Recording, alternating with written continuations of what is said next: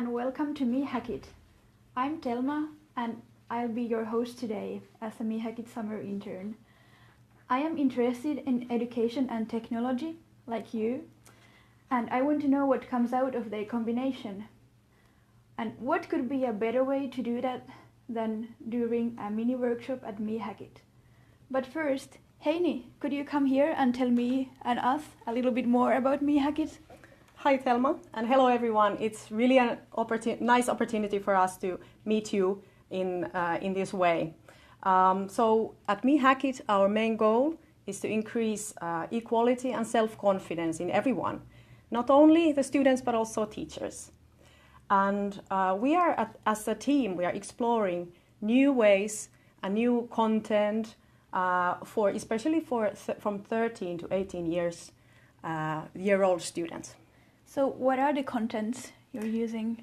They are all creative contents, such as creating music or visual art or making some robotics or electronics projects. Creative technology, sounds great. And what about the teachers? Well, yeah, we also want to increase the confidence in teachers, and we're actually building an online training service at the moment. And so welcome, and we hope that you are following our development, and we will definitely invite you to see what we have made. Yeah. So far, what have you made in Finland, according to the Finnish curriculum?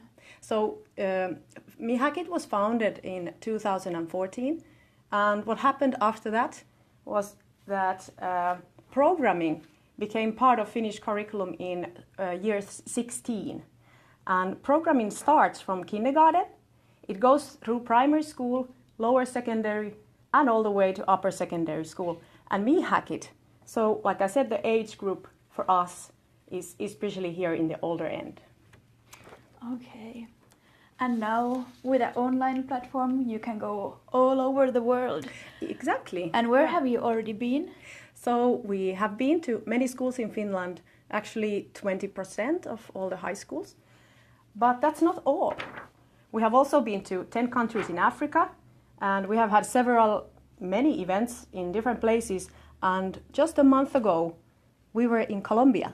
Wow. Can you tell us more about that? That sounds really exotic. Yeah, so we flew all over here, and what we had there was our first Mehackit instructor training for in Spanish.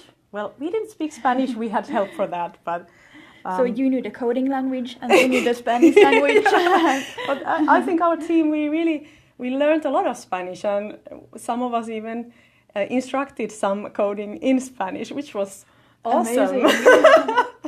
Yeah. So here is a picture of all the 20 new instructors and our local partner, Education Soul. And what we did there, and we didn't only train new instructors, but we also had school visits to get the practical idea of what happens in the class. So here are some local students. They are in lower secondary school. Okay. And are they coding music? They have their headphones. You guessed right. So they are listening to what they are coding, and they are working. We make them work in pairs. Okay. There are some really good you gain from it, because if one of them knows really well, for example, music, and the other one can bring something else, and they both will learn a lot more together. Yeah, sounds good. And so here's a group photo of the whole class. Can you guess how many kids are in one class? Well, definitely more than in Finland. I'd say 40. It was 40 to 50 even. Okay, yeah. So really large groups. So 25 pairs and 25 songs in the end when we had a concert. And we heard all the songs they had created. Yeah, so it was awesome. Nice. And to the instructors, I heard you gave the first badges. Oh yes, we gave the first educator badges, and we are developing our badge system. But I think my colleague Jukka is better at telling you about that. Okay, so please Jukka, come here and tell us more about them? Hello, Telma. Hello, Hello. everybody. Yes, we do give learning badges. We actually issue learning badges to all our attendees in events, or if somebody takes our course, we give them the badges. And we use the open badge system, which is very widely used in the world, and it's quite popular. More than 2 million. And easily accessible, right? Yes, it's based on open source, and it's really safe and easy to use. Okay, and this is the badge for today, for this mini workshop? No, it's actually this one. Oh, it's that one. Yes. So, should we start a workshop? Okay, let's do that. Let's do that. As Heini already told us, coding music is one part of what Mehackit is doing, and my first stop during this workshop will be coding with Sanna with the Sonic Pi system. Hey, hi. Hello, Telma. How are you doing? I'm fine. I'm really ready for this. Have a seat. Thanks. So what we have here ready is Sonic Pi. We use it a lot to learn programming with students and also teachers, because we think it's a really nice way to get started with programming in the classroom. And I guess you hear the result right away, what your code sounds like. Yeah, it's you got concrete. that right. Yeah, and when it has to do something as creative as music, what happens with the students eventually, and pretty fast, is that they stop thinking about learning about variables or conditional statements. They start thinking about how can they get the end result that they want, like the sound that you can hear. So I think you could start by pressing run there. So we do have a first sound here. Or do we? Is it on? All right. We have Rui saying hola. Okay. Frederica saying great to see your work in action. Okay. Wow, this is That's a cow with echo. That's a cow with echo. Where did the cow come from? This sample actually comes from the Finnish national broadcasting company, YLE. They have a lot of open data that we can use, open samples, which That's is like cool. Do they have other sounds. animals than the cow? Yeah, you can actually try. You can change maybe, now you're learning a little bit of Finnish here as well. Let's try koira. That's dog in Finnish. What does a dog sound like? Yeah, that is a dog. And what about the rate? That. Rate means like how fast the sample is played. Now if you can try a bigger number. That's a pretty small dog. Okay. I don't think if you can hear that anymore, but it was a weird dog. You can change it even backwards if you try minus, let's say 0.8 and run. All right. So apart from playing with single samples, we can make a song. You can open a different buffer where you can, different places where you can store code. And this is what I wrote for you, like to start playing with. Thanks. So there is a loop with drums. Yes, you can make layers of music like that. Loops that go around and around. There's another one. Loop, and then there's some bass. Yeah. So let's try it. So now you can hear the drums and you can hear the cat. But you can't hear the bass. The bass, you can't hear it. Yeah. Is it this line here? It's there. I put there a comment. So this is what you can do when you're doing live coding. You can comment things so that you can hear them. And now if you remove the comment, you should start hearing it. Cool. So you don't have to stop the music to make changes there. And every change that you make, you can hear immediately. That's cool. How about you write a small melody of your own there? Okay, I'll try. And like real coders, I think you should always test your program. Did you hear the beep? Note. Let's try it again. Bang. Cool. Let's type some more stuff.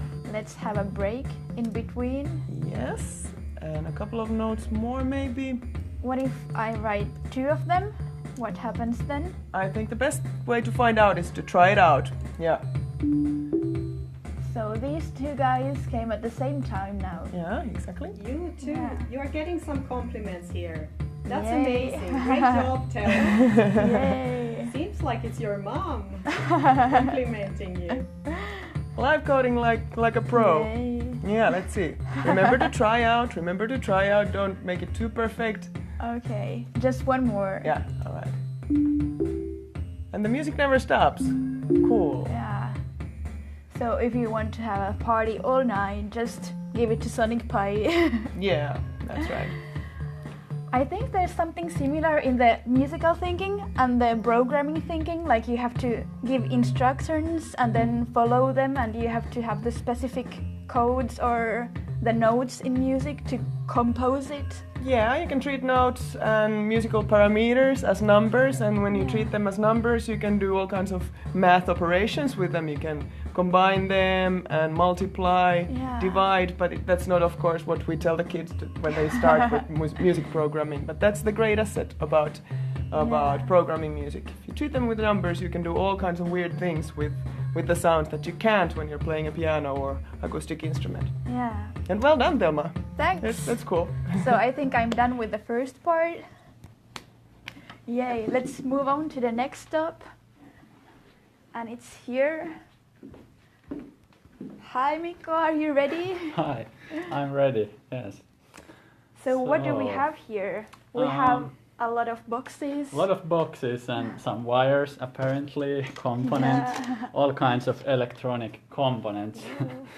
A little bit messed up right now, but that's because I built a project of them. And it's based on this Mehackit board, which is an Arduino Uno copy. So Arduino is just a very nice platform for you to build your own electronic circuits, and you can also program them by connecting this to your computer. So that's how you can make them more intelligent. Sounds fun and demanding, but it's not demanding. It's you get to try things very easily. We also teach this on our high school courses, and students usually make their first projects after some hours, only 2 hours, 1 hour, or actually if we give them more instructions, they can make a project right away and only think afterwards, okay, what was it all about, just to try things out, like with Sonic Pi. That's true. So what have you built here? So I see we have a plant. we have a plant here, and right now it's a hot summer, so I thought we could make a watering system for the plant. So I picked up a water pump from the Mehackit Maker Kit, and okay, so here's a water pump. the water pump is inside the bowl, which is now filled with water, and here's the Arduino platform. There's the Arduino, and we haven't connected it to the computer yet, so it doesn't get any power. But if you connect it, you can then try our watering system and just try to understand what's the idea behind it. Okay, so there's a red light. Now there's a green light. Yeah, so the two like circle things in the. Yeah. So it's actually when I'm putting my hand here close to the system, it starts watering the plant. Yes, and you see the funny looking component with the two eyes, like those circle things. That's a distance sensor. So whenever you put your hand near enough to that one, then the water starts to flow to the plant. So a new way to watering your plants. Yeah, and funny way to try Arduino. It took like 15 minutes to build that, and the program isn't too long either. So it's very easy way to get to program and to see it in real life, like what's happening inside Arduino, what's the logic and that kind of things. And what if I want to build this at home? Can I get one of these Maker Kit boxes? Yeah, sure. We sell them to schools and also for everyone who is interested in maker culture and building these kind of things. And you can order it from me by sending an email, mikko@mehackit.org, and then we send that package to you right away. Okay. So maybe you'll get a mail from me. Yeah, sure. And just a brief introduction, but there's so many possibilities to continue working with this project. For example, you could add a moisture sensor.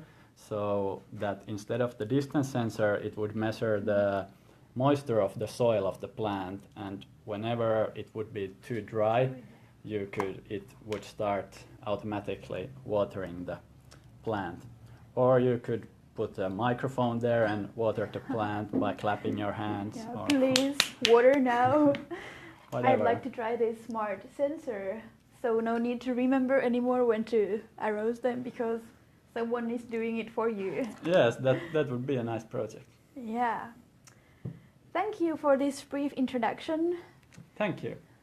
And now we'll move on. You have to continue with the Yeah.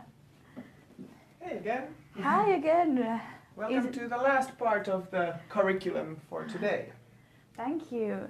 Here too you're having a lot of wires and different machines. This is also an electronics project, but often we at Mehackit, we have to go somewhere to talk to people face to face about what we do. Yeah. And it's not always possible to start building a prototype like Mikka showed you or create programming, things by programming. So we have created this music machine setup, which is music machine, with which it's pretty quick to demonstrate what creative electronics can be. So you can take it to a fair or a small workshop anywhere quite easily. So we have little electronic motors here. They're called solenoids. Okay. And then we have the music machine here and here. This controls the motors and that controls the different sounds that we can combine here. And here are some potentiometers that you could turn on. Now one they by all one. are at 0, so I'll start with the number 1. I heard something. It's this one. It's this one. Let's try another one. This is connected there. Now the box starts moving. I'll put the tempo a little bit up. Yay.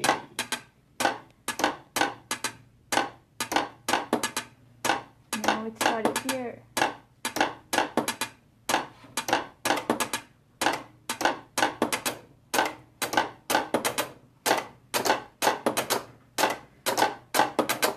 So this is another way to doing your own beat.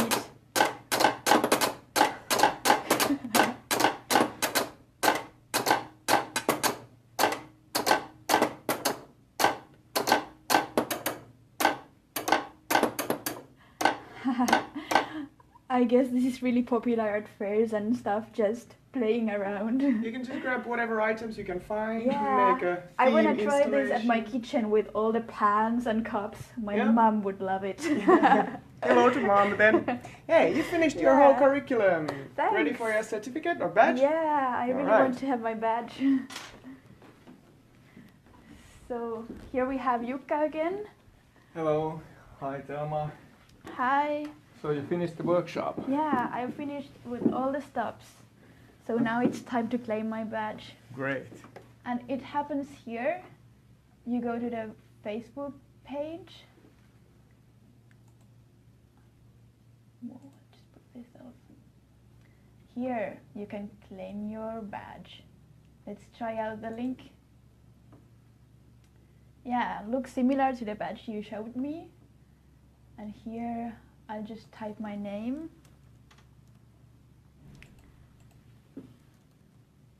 And my email. Based on your experience, what would you like to learn more? Well, definitely about music coding and electronics. I want to have my watering plant system at home. Submit your application. Excellent. And what happens now? Should I go to my mail? Yes. Now the badge is in your mail, and you have to either accept it or reject it. It's up to you. And once you open the mail, it will have all the instructions, and it will tell you to get your Mehackit badge. Get your badge. And here? And now you can decide whether you download it to your email, or if you have a badge backpack or passport archive, then you can just click on that one, like you actually have a passport. I cheated a little bit. Yes. I've already got my badge. Sorry. But so you it can goes see directly here. into that, yes. Yeah. Exactly. And what is cool about this, here you have all the social medias. And for example, I shared it to my LinkedIn profile. Here with my certificates, I now have the WEB-nesdays mini workshop badge, which looks like this. So now all my future employers can know what skills I've got out of this Wednesday. Excellent. Congratulations. Thank you. And now you all just go check the link and claim your badge.